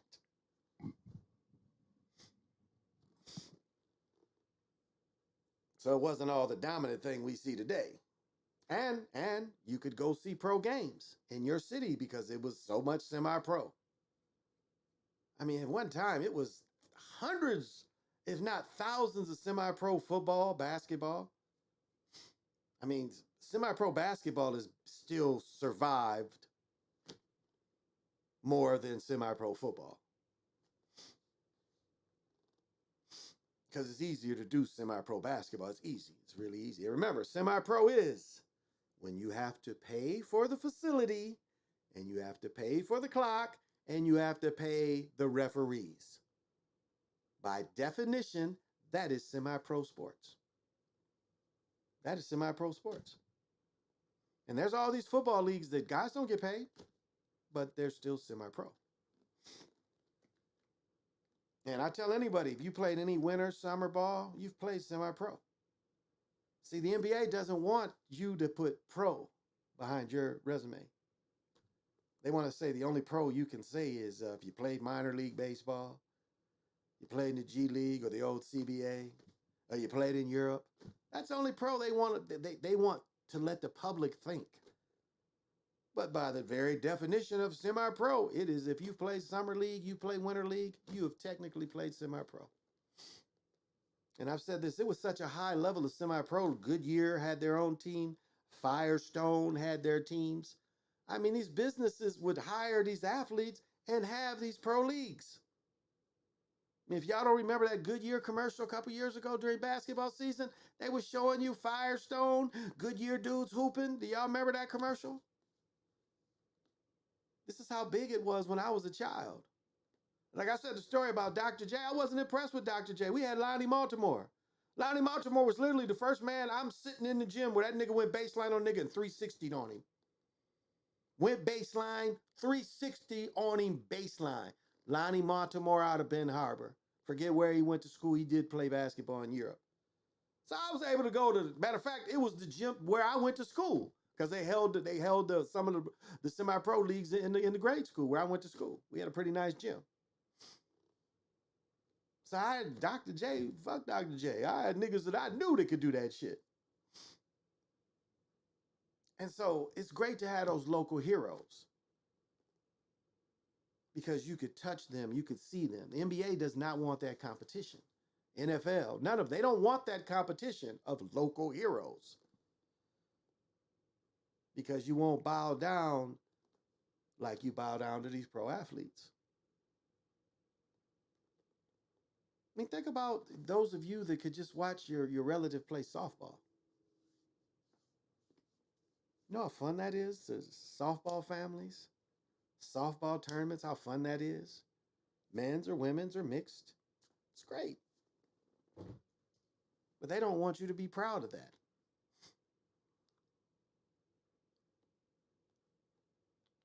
They don't want you to be proud of that at all. Well, I didn't make it. I played Winter League for 20 years, but I didn't make it. But you were still playing for 20 years somewhere organized? Yeah, I played 20 years of organized sports, yeah. Referees, and you had to pay for the facility? Yeah, I did all that. So, take the glory that you earned. But I guess they let them, But I guess they let them fix games, but if they bet on them, because if they didn't, that's basically printed money. Good point. Good point. That's a good point. Let me tell you why I was mad at the twins. Because inside this hat don't say game worn. Like I got a couple hats behind me. Those motherfuckers say game worn. They say game worn. They wore these hats. There's an edition that says Twin City. It's an edition they have. It says Twin City. And they wore this hat with that. And this hat ain't marked. And I was like, oh, that is so bogus. That is so bogus. But I like this version better than this blacked out. I like the large T because I looked at when they released these. I was like, ooh. And then I like this one. Yes, it's the Mason black and white. Okay. I'll give you that, but it's okay. It's all right. Oh, it is the full moon tonight. It's going to peak, I think 8:30 my time. So I will I'll put some healing sounds out tonight. I'll bring the bowls out, and if anybody wants to hear some healing sounds around 8:30ish, I will do that. I just got to get some more sage or find out what I did with the rest of my sage. But yeah, if anybody wants to, get some of these because the cool thing about it is, and it doesn't matter what the moon is, it's the idea of the energy that it can generate. I mean, it's a type of energy that is generated. You can say real or fake. It's generated, and so it's a time that and it's like consciousness. If you can plug into it, if you can. If you're not in tone with things enough, then you can't plug into it. It's just that simple. So if it's your thing, I'll put real tones and just not my machine. Because I know the bowls are like, man, you used to touch me every day, and now you don't even touch us. You got them in the machine. Well, but that's time management too. And plus, with this type of microphone, they don't really sound as well. I should hook up this other one, a dynamic mic. They would probably sound better. I should hook that one up. Because they definitely would sound. It would pick up more of the tones. Because this, you got to be right there. So should hook that up. Go get some wires and do that. But yeah, this was a fun day for me. And I didn't really see if there's any debauchery. They see, this is why I don't feel sorry for people that you got the wildfires, you got the hurricanes, earthquakes, because y'all don't feel sorry for me when I get blizzards. You know what? Yeah, you know what you niggas say when we get blizzards? Well, I wouldn't live up there. That's what y'all say. It's too cold up there. Yeah, but I don't have to worry about an earthquake. Fire, I guess, could, but I don't have to worry about a typhoon or a hurricane. I don't have to worry about none of that kind of stuff. And as I've said before, I watched my great-grandfather, and I knew his father. I didn't know his father, but I know his father lived to an old age too. And they lived in a snowy climate. My grandmother, she lived in a snowy climate her whole life, lived still to be 90. My grandfather, window making senior, because my father's window making junior. And I thank my mother for not giving me that bullshit name window, but that's them brothers. No disrespect to them. But he lived to be 92, 90 as well. So he lived in snow his whole life. So there's a trades. You may not like the cold, but I don't like 4 feet of water in my front yard. I don't like that either. Oh yeah, the twins. The twins shit is really stiff. I mean, it is really stiff. I like it's every time I go to Lids, I could buy a twins hat. And I call myself the hero twin anyway. So, and my last name is Macon, and they got there was a hat today that I really would have bought it. It was like a royal blue, and they really didn't have a size that fit me. Like the smaller, one was too small, and the rest of them was too big. But the style, I liked it in royal blue. It was real nice with an M, because my last name is Macon, so I like M's. And yeah, they didn't have my size, but it's like every time I go to Liz, I could buy a hat. I want to get a polo hat to match my jacket. I've got the one I wore a couple of days ago because it matches my jacket, but they got a baseball hat. And the baseball hat is $80. So, I mean, the quality is great, but it's just like, polo hat for $80. It's got the adjustment, but it's got the leather adjustments. It's got all the crazy, when you buy legitimate shit, they got all the crazy motherfucking tags in there and shit. So you got to tuck the tag in the hi-hat and shit to show it's supposedly real. Like the fake people couldn't do that too. And been making some other moves. So I don't want to speak them out, but if they come through, it's like bubbling. You know, it's really like bubbling. Yeah. So trying to see if it's a move where I can do some bubbling. Got to put the camera together. Yeah, I got to get that together. More mics. Again, we're waiting to do all that. We're taking this out. We got to take this big motherfucker apart because that's my buddy there. If I don't do shit, I'll get on that motherfucker and get me some miles in. Be like, you know, you get to 2 miles in. Like you can, like I put it on incline. And like this motherfucker, you can put it in Italy and shit, like you walking a path and it'll automatically go up and down in speed for you, which is kind of cool. But like, nigga, just show me what a track would be. I don't want to see that Italy shit. Because these weird motherfuckers be talking and telling the story and be trying to philosophize while they're trying to walk around and shit. It's like, nigga, just walk. I don't want to hear all your bullshit. Just walk around, say, yeah, there's some stones, there's some grass. Look at the goat over there. That's the only kind of shit I want to see. But I know one of my in-laws, she's like, well, I get bored. Bored? What the fuck? Walking is walking. Just because you're outside, you know, it's the same. You might be able to get your heart up a little more with that one. But I like putting on an incline and walking up and shit. But I guess that's what's cool. You know, you can't go somewhere else and it inclines and goes down and, you know, all that shit. So, I don't know. But yeah, so I'm going to whip all this stuff around, it looks like. And yeah. So still putting it together, you know, this it's not even a year. I ain't even a year in here. So, you know, it's still getting it together and making it better. And I got to get more bookcases because it's books. I've got tables. I got to get rid of these tables. So I need more bookshelves because I'm a table. That's what my son teased me about. Like, nigga, you use the table loving niggas. Like, we was living together. He's like, you had 20 tables in the house. Because I put books on tables too, you know, so. And bar stools, like I got books here. I got a TV fucking stool here. Here's a little table. I think it's a bar stool right there. So, you know, I like to have I like when I'm studying to be able to have my shit right here. So I don't know if any debauchery is going on in the Twin City areas or the world. I haven't really looked. Oh, Dr. J dunking on, man, Dr. J dunking on niggas. I want to see that. I want to see Dr. J dunking on niggas. Let's see. See, it's funny, like when the local channels turn into, you know, the national shit that's going on. What do we care? We don't care. So don't show me Florida weather. I don't care about Florida. Don't show me Florida's weather. Oh, this is really some European stuff. I don't know who this nigga is, but they caught this nigga, and I caught this the other day. So this is a nigga they caught, and they gonna tell you why they caught him, I guess. Why did you catch this nigga? What did he do? I forgot. Years ago, Mayan Burrell is once again in police custody tonight. The 37-year-old was allegedly in possession of drugs and a loaded gun when he was pulled over on suspicion of DWI this morning. His arrest coming nearly 2 decades after he was convicted of killing 11-year-old Taisha Edwards. Fox 9's Courtney Godfrey has been digging into this all day. And Courtney, as I understand it, if Burrell is charged, this case could be a conflict of interest for the current Hennepin County attorney. Yeah, Randy, and that's why the Hennepin County Attorney's Office is telling us tonight that Mary Moriarty will not be involved in this case. Moriarty lobbied hard for Burrell's release 3 years ago, and he even hired him on her campaign staff when she was running for office. Tonight, it's unclear who will be reviewing the case, as Burrell could face more jail time. Booked into the Hennepin County Jail, 37-year-old Mayan Burrell is once again behind bars.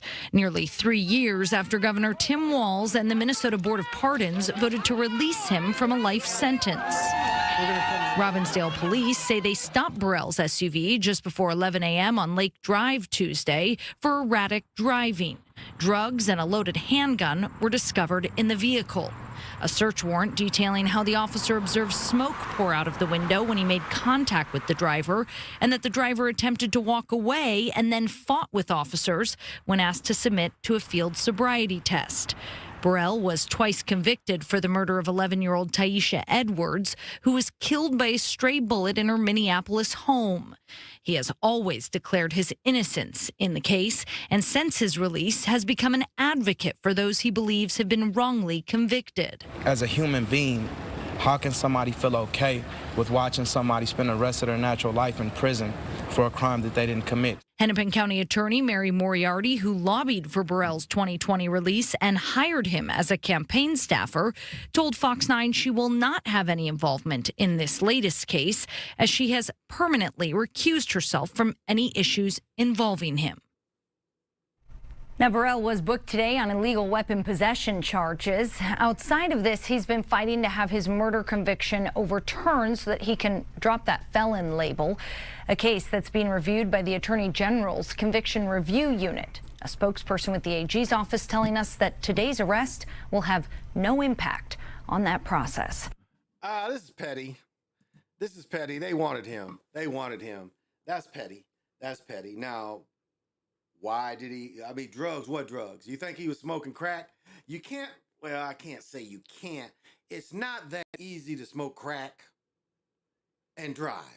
You got to put it in a shooter. So was he sitting there? No, he's more than likely smoking some weed. And remember, weed is legal. So what did he, was he smoking? Again, I don't think you can smoke crystal meth while you drive.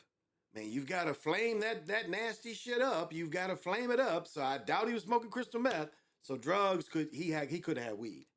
They could call that anything. Why would he fight when now the gun is going to get him because being a felon, he's got a gun. That might hem him up a little bit because the feds will take over. A lot of times the state's been dropping it, the feds will pick it up. So they was going after him and he got sloppy and he got comfortable. Again, why are you driving drunk? Why at 3 a.m, why couldn't you stay where you were? Why couldn't you Uber? Your truck is that important? Again, it's motherfuckers get stupid. They was looking to get him and they got him. They got him. That shit might cost him. That might send him back to the penitentiary. Might send his ass. That hurricane out there wasn't even a hurricane. It just rained for about a week. I don't know why the media was saying that. That is kind of what the Gipper up in Pennsylvania says. He says the same thing. He says when they was calling for storms and shit up in Pennsylvania, he said it wasn't shit. So they could kind of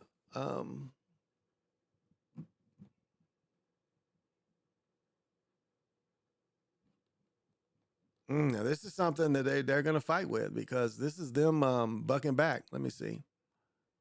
Yeah, this is them bucking back. So one of our top stories here this afternoon. I've said this before. One thing that they've done here is they already said you can't grab these children a certain way. You can't restrain them. They've, the governor, our liberal governor, just put that into law. So a lot of police departments are bucking back. They're saying, yeah, we're taking our people out. If our people can't at least detain someone, and we all know there is no telling how you have to detain someone. Now, do you have to slam a high school students? Sometimes. Especially the attitudes the students have now. So, I mean, how many times we see them, attack teachers and shit?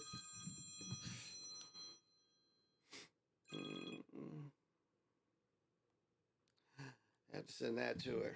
So this is kind of a story from that because they're pulling these resource officers out of the schools because of this technicality.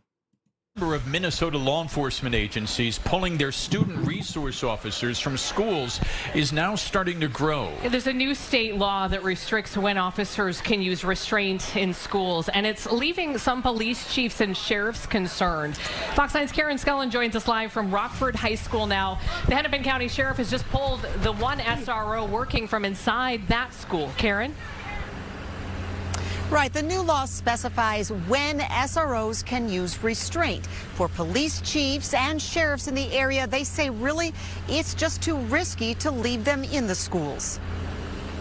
You know, in between bells, I try to be present in the hallways, try to let them students just see me. Deputy Eric Burley walked the halls of Rockford High School for the last several years. The superintendent saying he's simply become part of the high school environment. SROs are really a part of the fabric of the school districts and of the community. But now Burley won't be an SRO. He'll just respond to safety issues as a cop from outside the school. Not what Hennepin County Sheriff DeWanna Witt wanted at all.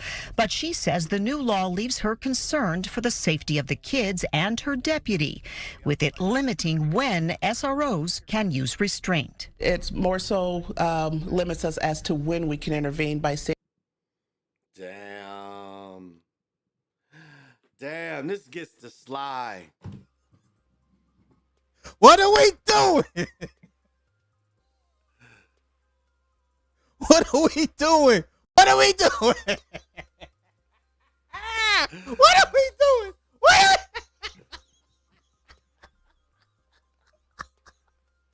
What are we doing? She gets to slide. God damn. Now, are the white teeth on this side dentures? So she's got dentures right here because those are really white. These look like she smokes cigarettes. Now, my teeth ain't the brightest, but they're not this like these is white teeth and these is denture stained or stained. So that's the first thing is like, okay. The second thing is you didn't know you was going to be on TV. You couldn't got your weave tighter, honey. You couldn't have got this cap a little tighter. And do you want a sheriff that's got a pat her head all day? You know, I mean, how can, think about it like this. Think about it like this. She's got work to do or she's in an investigation and she got to pat her head because that shit is itching the shit out of her. Because, you know, that's what they do. They pat their head. I remember I was out, you know, you go to Marshall's and that motherfucker be a couple of the registers. So I'm standing there and I'm watching this girl. I start timing her. And again, you become unconscious of your behavior sometimes. This girl patted her head every 20 seconds. Her head was that itchy. She was every 20 seconds. She's double-handed. So you telling me this booger bear here, and this is a booger bear. You didn't know what booger bear was. She couldn't tighten this up. This is the best she could tighten up is to have a little hanging in her face. Come on. If you're going to have a whole look, have a whole look. Put the money into it every day. Ain't no way you should be looking this raggedy on TV. You look raggedy. You look raggedy, unkept. Honey, you got to make $200,000 being the sheriff. And this is what you think of your own self? This is, you know, I guess you feel you're forced to wear this. I don't know. But this is the best you could do. You didn't know you was going to be on TV. You didn't know when the interview was going to come. Still, this should be regular. This should be tight. But all right, let her tell her story. I'm sorry. And unless there is great bodily harm, we should not have to stand by and wait for things to get to that level. We should be de-escalating and stopping those things from happening before they happen. They really are working with kids, working with staff and families, and serving them in really amazing ways. And so I know for us, you know, not having our deputy here in our schools for, you know, at least for the foreseeable future is going to be a bit of a challenge. She's not alone either. Anoka County and Moorhead Police have pulled SROs out, and others are considering the move. When we have a law that says that you have a duty to intervene, but you can't intervene, that is not a good situation for our law enforcement officials that are working in the schools. And, you know, as a leader, as the sheriff, I have a duty to protect my deputies as well. The sheriff also says law enforcement was surprised by the new law, only finding out about it over the last few days. Here we are a week before school started in some areas, and this is just not okay. Well, you know, it's called fighting the power. Fighting the power. They bug back at the governor. They bug back at the government. Wow, they bug back at the government. Minnesota State Fair gifted a car.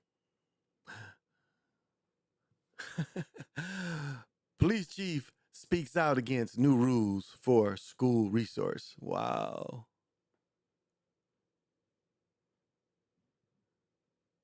Huh. Oh, they're gonna get rid of some. Other news. Here, they're gonna get rid of some. What is this? I think this is like where all the cops quit. All the cops quit for this city, and I think that's what this story is. But let them tell. Let them. And a big one, too. We can add Motley now to the list of Minnesota cities facing the possibility of having a police force of 0. Yeah, Fox 9's Corin Hoggard went out to Motley today, where the city council did accept resignations from the police chief and his only officer. That city is now at sort of a crunch time to keep that department open. We are here to accept Police Chief Borash's resignation. The bad news came right away at a special session of Motley's City Council. Both Police Chief Jason Borash and Officer Cody Holtz resigned, leaving the city staring at a department of 0 when the chief's resignation takes effect on September 22nd. Maybe you should pay him better. The writing was on the wall months ago for this motley crew after Holtz moved to the Morrison County Sheriff's Office and some council members resisted the chief's request for a raise. We're a small town. Jason, it's public knowledge, he makes over $100,000 now. He does not. That's gross. With benefits, he makes over $100,000. That's in black and white. That's more than $100,000 if you include benefits. The city's pay structure maxes out all salaries at about $80,000, which several of the city's 680 residents complained leaves them last in a regional competition for talent. You got to be compatible with your neighbors. Little Fall, Brainerd, Staples, whatever. You know, if they're offering $35 an hour, you better match it. You ain't gonna have nobody. Right, Tony? Well, that's what's happening right now. That's why we have no police force. Chief Borash stayed mostly silent at the meeting, but he told me he's encouraged by the community's support. Mayor Mike Schmidt told me raises are a burden to taxpayers, but at some point, it's time to invest. He says replacing the chief by a September 22nd resignation date is unlikely, but the search for an interim chief is officially underway. If we don't have an interim chief, we have to vacate the police department office, and we have to utilize the services through the county and the state. With that September 22nd deadline in mind. Damn. Well, I mean, when I was a cop 40 years ago, 35, whatever, 34, 35, 36 years ago, fucking was making $17 an hour 35 years ago. Yeah, as a cop. 89, 90, 91. Yeah, I was making about $17, which, what's that, 38? No, it'd be about 37.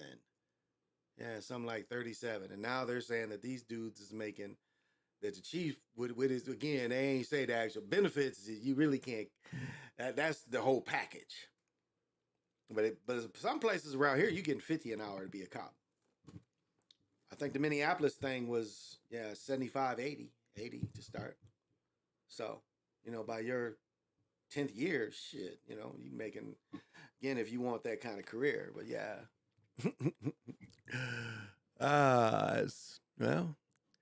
So it's not a lot of...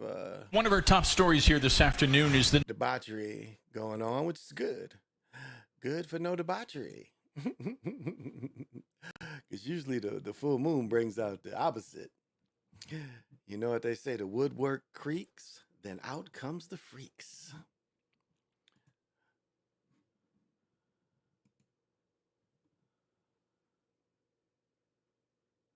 Ooh, Hmong food. I don't like Vietnamese food. Anybody out there like Vietnamese food or Thai food? And I really don't like Indian food. I like Indian women, but I don't like their food. Like curry. I don't like smelling curry. Yeah. Okay. I do not like smelling curry, and I don't like things with curry in it.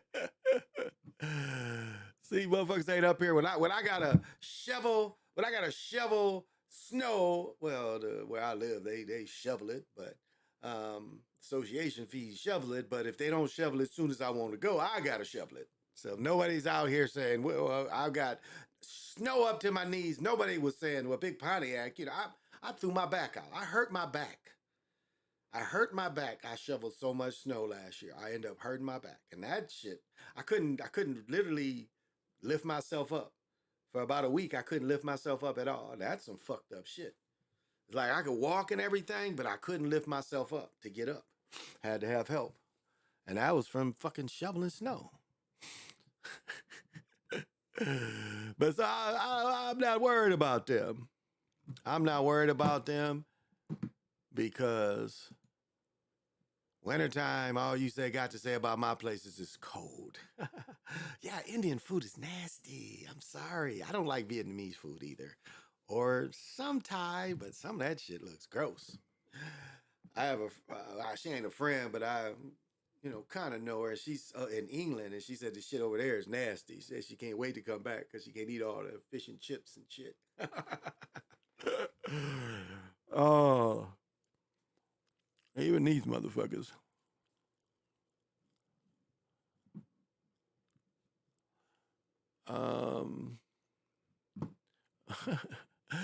Like they want us thinking about shit that ain't got nothing to do with us. I open the door, there ain't none of this shit happening to me. So that's how I feel. Open the door and ain't none of this shit happening to me. So I'm cool with mine. I am definitely cool with mine.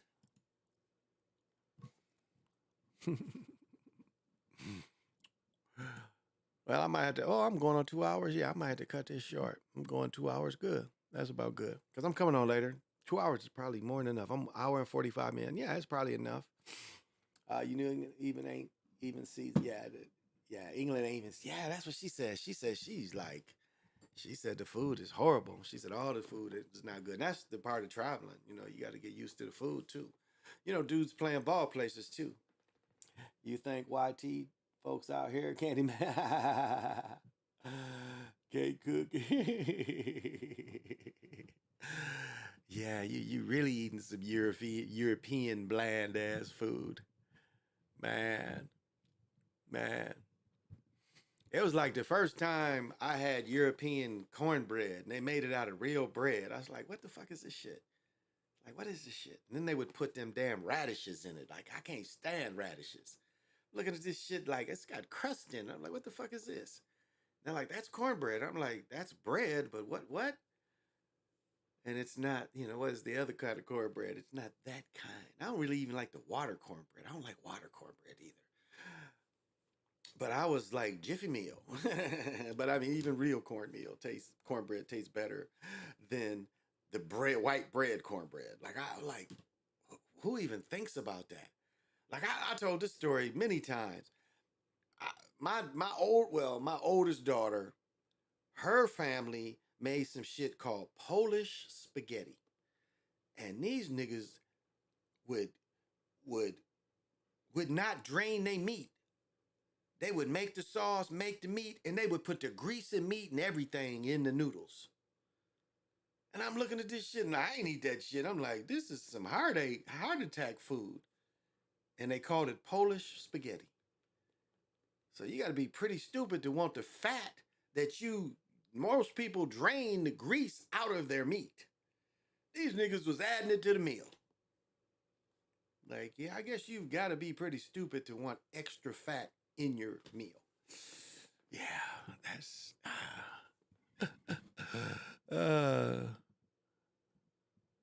yeah, a lot of this shit in the world is some bullshit. Yes, Polish spaghetti. They wouldn't drain their meat. I'll say this, even my boy's mom, they would too. They would make tacos like that. They would make tacos and just add the taco seasoning to the drain, to the grease and everything. They would make their tacos like that. And then I got them like, I ain't eating this shit like this. So I would get them to, because what I would do is I drain the meat and I clean the pan out. I would drain the meat and clean the pan out. So at least this is what I got them to do. Drain the meat out. They wouldn't clean the pan though. And it's not a whole lot of grease left in the pan, but it's a little bit. But they wouldn't even clean the pan out. They was like, well, we drained the meat. I'm like, yeah, you motherfuckers. So, yeah. But tacos with the grease in it, like, yeah. Don't like that shit. Is there folks Polish? No, these niggas ain't Polish. They ain't even Polish. So I don't even know where they get that shit from. They wasn't even Polish. That's what I don't get. These are just some I guess English Europeans, I guess. I don't know where those goofy people are from. I guess they was English people, but English Europeans, but yeah, they wasn't even Polish. That's the funny thing about it. These people weren't even Polish. Oh, I think I'm man, I know my girl get mad at me every time my son I dropped his clean clothes off and I took the rest of his dirty clothes. And she's like, why don't you make him come over here? Well, first of all, he works nights, but I do wash the nigga's clothes. So I'm like, damn. She's like, well, why do you wash his clothes? I guess I'm like, I'm his father, but I'm also his gentleman's gentleman, I guess. I wash the nigga's clothes. I'm this nigga's gentleman and shit. Like, sir, would you like your collar pressed? That's what I told my girl. I'm like, I'm his gentleman, because if I don't wash him, this nigga probably will walk around funky because he's trifling. He's trifling, but you know, he tries. He tries. So I'll give him a hand. I mean, it's the least I could do. It's the least I could do for the nigga. So yeah, I don't have a whole lot of philosophizing. Every day ain't about philosophizing. I mean, I'll say this: if it's anything, and this is what people miss, is no matter what this reality is, you can have joy. You can have fun. And you can raise your spiritual consciousness like that. Yeah, motherfucker's butler. Yeah, I don't cook for the nigga though, unless he comes over here. If the nigga comes over here, I cook for the nigga too. I definitely will say that. But yeah, I am kind of the nigga's butler, no doubt about that. I like the word gentleman better. Because I gave him all them boxes of Adidas. I must have gave him fuck. I really didn't want to give him the LeBron, oh man, what soldiers from 17 or 18 with the strap. I wanted to collect them, but you know, I gave him to the nigga. Yeah, those were one of my nice pairs that I gave him. I'd rather had him put up somewhere, but because they were really good shoes. But yeah. But I don't mind. That's, you know, I love my son and I don't mind. I got another son, you know, like I said, the motherfuckers is $20 sons, you know, $20 nephew, $20 sons. It's always, can I get 20? Like they throw me off sometimes, like, can we get 13? I'm like, what the fuck costs $13? but on the other hand, it was what the fuck costs $20? So I got to send this nigga $20. I told him later in the week, I'm surprised he didn't hit me up. So I got to call this nigga. This nigga's all night. He got to be up by now. So I got to call that nigga up because I know he probably needs some bread. And so if I can do it for my daughter in school, I can get him $20. I can afford to do that. And it's like, so it's like, I don't give a fuck what he does about it. I wouldn't give the nigga some money if I was like, well, what is he going to do with it? You know, it's like his mother's be like, don't give him money. And they doing this and that. It's like, well, that's what this niggas, if them niggas would rather buy a pack of cigarettes than buy food, that's on them. That's not on me. I contributed to their effort. If you dig, I contributed to their effort. So, but I mean, people miss having fun. I mean, if you just look at the reality as something, and you're concentrated and thinking about it, you miss having fun. And part of fun is enjoying. Like, if you're not enjoying people, what the fuck is life for? If you're just enjoying cats and you just God in your own place, what the fuck? What joy do you have? What bliss can you achieve? If you're just worried about if the shit's real or fake. You know, it's like this. It's like, I know it's fake, but I'm gonna have a good time while it's fake. And I am spiritually going to grow. I'll give it out. The Kundalini's moving. I'm going to spiritually grow anyway. So it doesn't matter what this is because I've figured it out. That don't mean, you know, I can play the lottery and win. No, I don't mean that kind of foresight. But I got the foresight for me to be successful and have and manifest what the fuck I want. And that's what it is. And so if I'm going to be an older cat and younger cats like come watching me and hear some of my wisdom and some of my experience, and that's what it's all about. Because if there's anything I can say to help you not make the mistake I made, then that's what an elder's supposed to do. Elder's supposed to hit you up and say, you know, you might not want to do this, or if you did it like this, or this is what happened to me when I did this like that.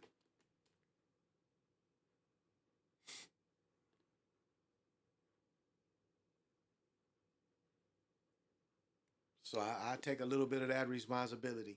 I mean, the Beast doesn't like me coming on during the day. The Beast prefers me to come on at night. But sometimes, your schedule is late night and sometimes your schedule is day. And right now, my schedule is day. So those that want to hear what I got to say, doesn't matter how many. It's like whoever he wants to hear it, I'm going to put it out there so you can hear it. And I'm still working on something. I'm still working on something. I want to put it together. I think I can run through it, but I'm going to do it live and run through it. And set it straight. I think I can bring an angle up that ain't nobody else brought up. And it's sports generated, but I think I can bring up an angle that nobody has picked up on. Especially when we talking about the greatest of something. I can prove who's the greatest of something. And it's not really even hard to prove. It's pretty easy to prove, but I want to put it all together and put it in a nice little format. But I'm going to do it live. I ain't going to make a video and edit the shit. I'm going to do it live and show everything live. And prove who's the greatest at something. Yeah, I'll do that. So I think that's it for right now. I'm about to hit this big bong. You want to join me? Let's take it to the head. This had a whole, I forgot to turn all my shit off because this had a whole crib. But it's legal now, so it's good to have the aroma of marijuana. I got this fan on me. I got the air going and the fan because this room is so efficient. This motherfucker gets hot. And these lights be fucking hot.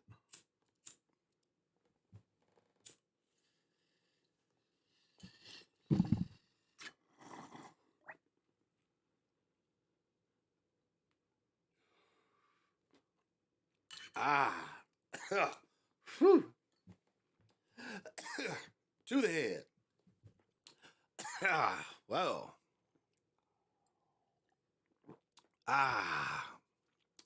Glad I get that every day. Well, y'all, this is I don't know. I don't know what he called it. He told me, I don't even know. I forget what he called this. I was supposed to get some more last weekend because this brother only comes in town like once a week or so. So I don't know. I have to ask what this shit's called. I don't know. I don't even know what it's called. I've got some, I still got Shatter. I mean, this is still Shatter. I bought like a quarter of this shit. We split a half ounce. Me and my man. So I still got plenty of this. That's Shatter. Wax. Shatter. So that's what I smoke most of the time. My little bong must be downstairs. Thought I brought it up here, but it must be downstairs. So, so I guess I'm going to call it. Get some meditations in. This has been the Big Eagle Hour, live from Big Eagle Hill in the Twin Cities, specifically Burnsville. I ain't hiding from nobody. Because you know what he says, I ain't scared of you motherfuckers. Get my message out. Go through the hate, but that's okay. Because I don't depend on this for a living. A lot of niggas depend on this shit for a living. I don't ever ask for nothing. I don't look like a nigga that need anything. I mean, it's cool what people do put, but I don't ask for that shit. Because I don't really need it.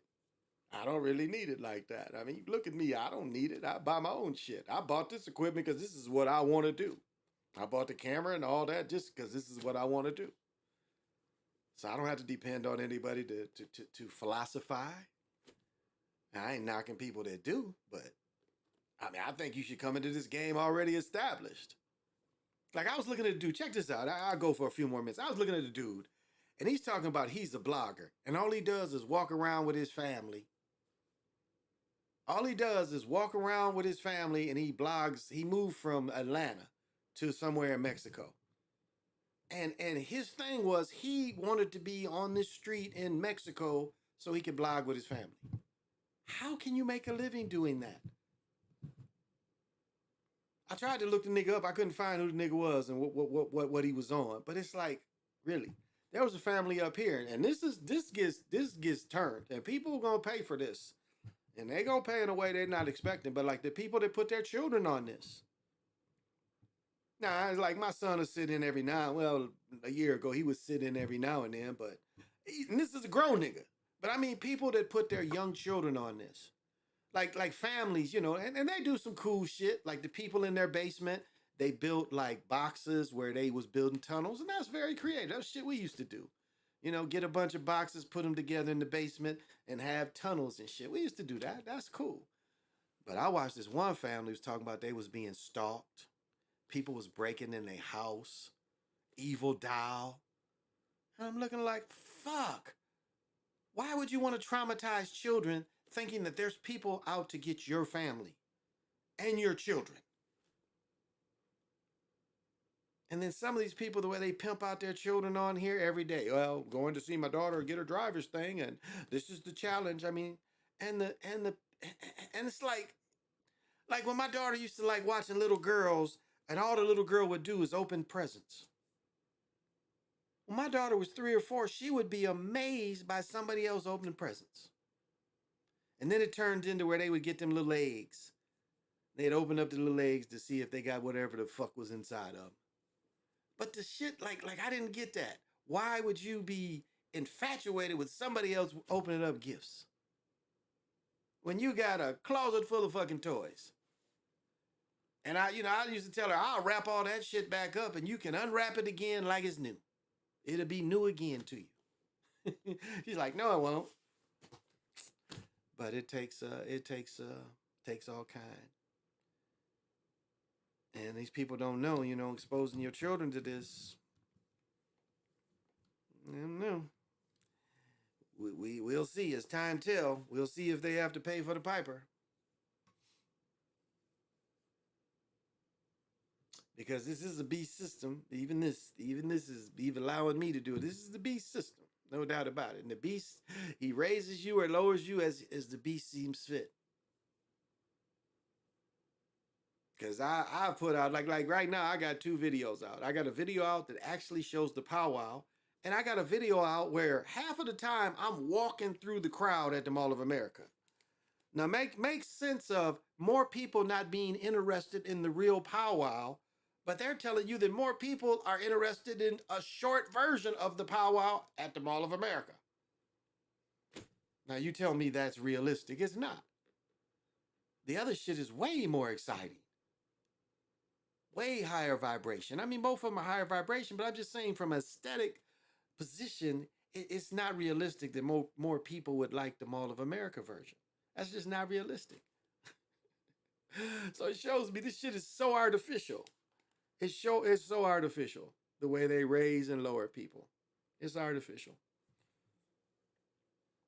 And I don't bitch and moan about my channel being taken.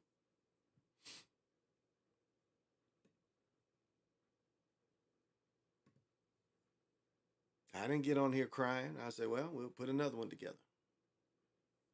So, oh yeah, it's starting to feel groovy, baby. The groovy is feeling in.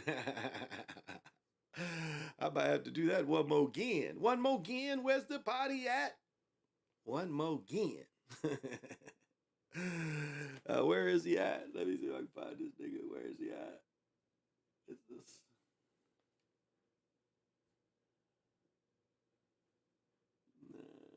Oh yeah, that is it.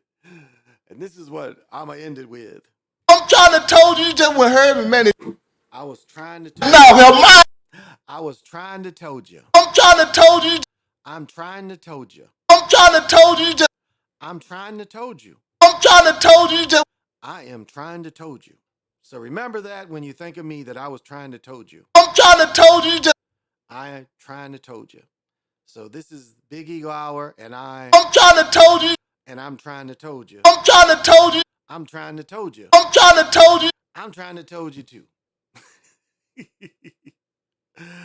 Till we meet again. Oh, look at Brennan. I make so pretty babies. Look at Brennan. Too bad, young girls. I'm about to get married. I was still, going to the clinic and donating, but now I'm getting married. I can't donate anymore, so you can have pretty babies. I made pretty babies.